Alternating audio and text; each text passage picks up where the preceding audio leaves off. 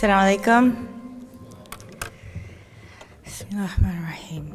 First, let me say, I'm going to try to be as exact as I can be. Maybe in some people's opinion, brutally exact. But I just want to kind of tell it like it is, at least from the way that I see it, from the way that I've seen it. I mean, my points here, because I want to make sure I don't leave anything out. So I guess I can begin by saying, how did we get to where we are today? How did we get to the society that has been historically racist, and how do we deal with the racism that we see displayed in Islamic communities? Now, a people whom the society has always denied social value came to lose economic value. A problem of all Black America is survival. For the Black American Muslim, it has been two different dramas, but on one stage, America. Examination of the problem, you have to deal with the socioeconomic conditions of Black people in America. Black Americans have come to be considered obsolete. While this certainly is not accurate in a moral sense, it is true in the minds and the schemes of those who, with huge power and authority, control this nation. While it may not be so true amongst the general population, mass sentiments against oppression and suppression are not sufficiently strong enough to cause these schemes to fail in America. How many of you ever heard, he was a singer, he died a few years ago. His name was Gil Scott-Heron. And he made a song called Winter in America. Winter in America was a way that he used to describe kind of the psychological climate of America. And for Black people, it's always been winter in America. Their situation in this society has never really been the kind of compelling issue that it should be. Once an economic asset in the time of slavery, they are now considered an economic drag.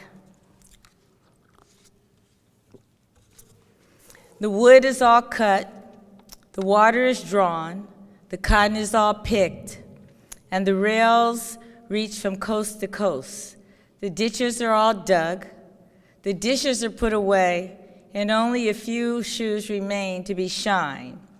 Thanks to old Black backs and modern machines, the sweat chores of America are done. Now some 45 million Black faces are in a society that is brutally pragmatic, technologically accomplished, deeply racist, increasingly overcrowded, and unsupportive. In such a society, the absence of social and economic value is a crucial factor in anyone's fight for a future. Black people in America have had more than 350 years of nationally sanctioned slavery and another 100 years of deceitful enslavement outside the national law. But now also, there's a new kind of awareness where you see that Black people in this society are waging a battle for personal dignity and justice as a people.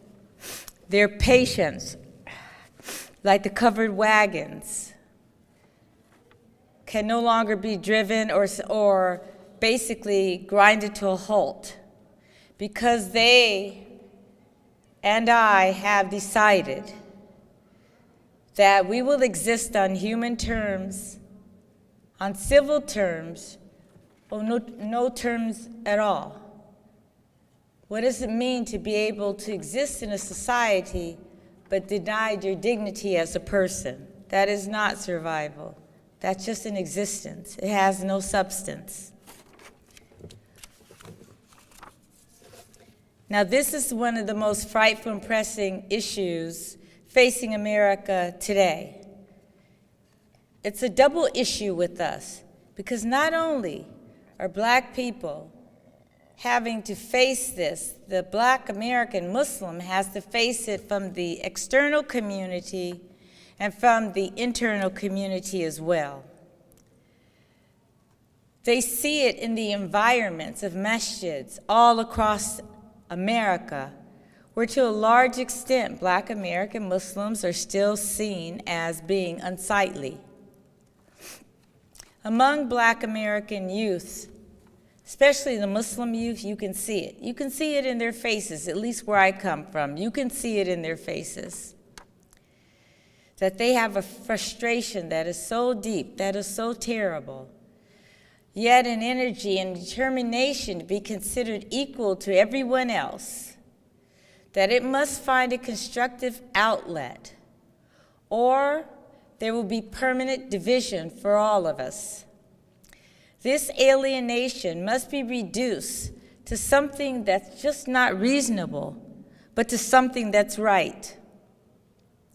Unless the Black American Muslim is allowed to take his rightful place in the Islamic society, then that will be a factor that eliminates all our potential for being one unit, struggling for the sake of Allah and winning because of the sake of Allah, because of the mercy of Allah subhanahu wa ta'ala.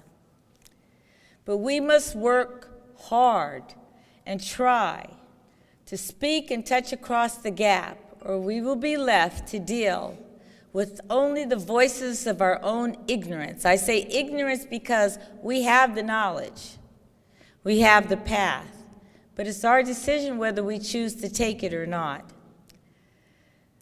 The brutalities of Ferguson, Philadelphia, Ohio, and its denial of elementary rights of equality have not been adequately condemned throughout the country, nor in the religious centers where we practice Islam.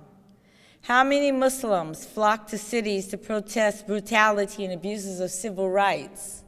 We don't see hardly any. We tend to protest when it's against us collectively as Muslims, but I'm not seeing that type of wherewithal when it comes to protesting civil rights in general. And that's disappointing. That's disappointing when you see how many Black Americans have died for basic civil rights that all of us can enjoy. It's very disappointing. We don't step to the front of the line. In this day and time, we see these same civil rights being violated on the grounds of the Islamic Center and the masjids. To understand is not to permit, but we fail to understand is the surest guarantee of a mounting conflict.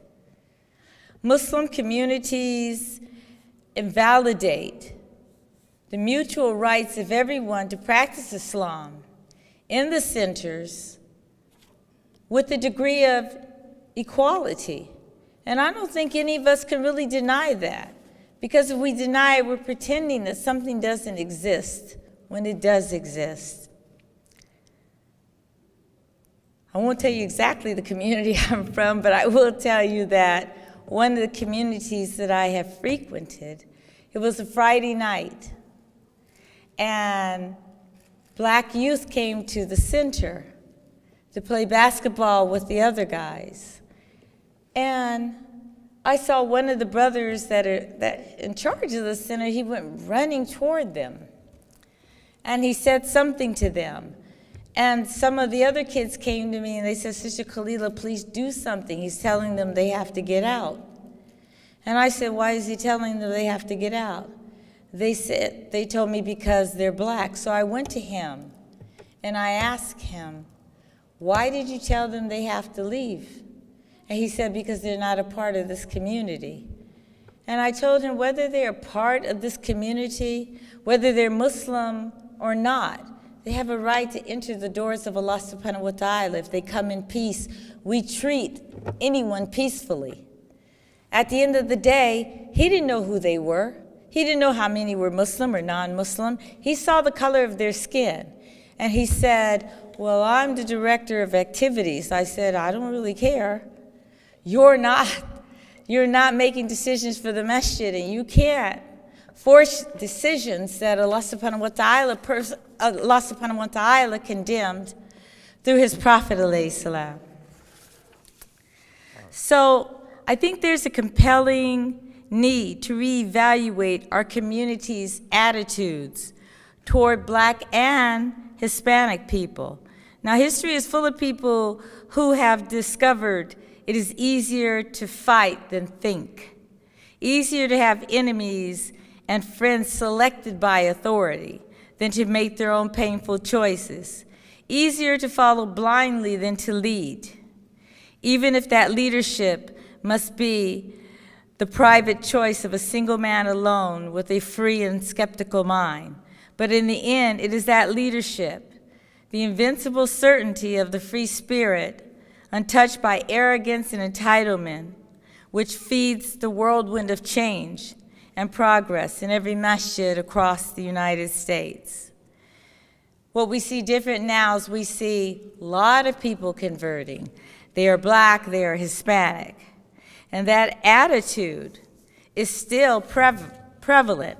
Because first of all, when that attitude leads you to say that two races shouldn't be married, or somehow it's degrading to have, say, example for an Arab, to go visit or sleep over in the house of a Black person or vice versa, then that's certainly something that has been ingrained in that person and currently being ingrained in the minds of the Muslim community. These practices bring out nothing but hostility of our young and many of our adults. It even brings out hostility in the non-Black American or Spanish, but in the Arab youth or the youth of Asian descent, even though Arabs are Asians, but because the Arab kids see a lie being practiced right in front of their faces. They see that their leaders are pretending something that doesn't exist. This is not simply a result of bad policy, but a lack of honesty and decency. It flows from the fact that for almost, never has it been like this to see the way, even though many societies in Europe and in America have done everything to make people turn against Islam, shockingly, people are still coming to Islam. And that's out of the mercy and the goodness of Allah subhanahu wa ta'ala. But until we practice Allah's truth, the honor that the Prophet ﷺ has given us, until we finally are forced to turn inward, until we no longer have a wish to protect something that we think is only ours and doesn't belong to someone else, we won't have success. Quite the contrary, we will have something that we don't want to see. We shouldn't want to see within ourselves, and we definitely don't want to see amongst our children. Our impulses have to be to follow the Quran and Sunnah. Until then, we won't have anything near victory. We won't have this Islamic community. We won't be Muslims because we practice Islam. We will be Muslims in name only. So I urge you all, if you see something that's wrong in your communities, change it, inshallah. Jazakallah khair.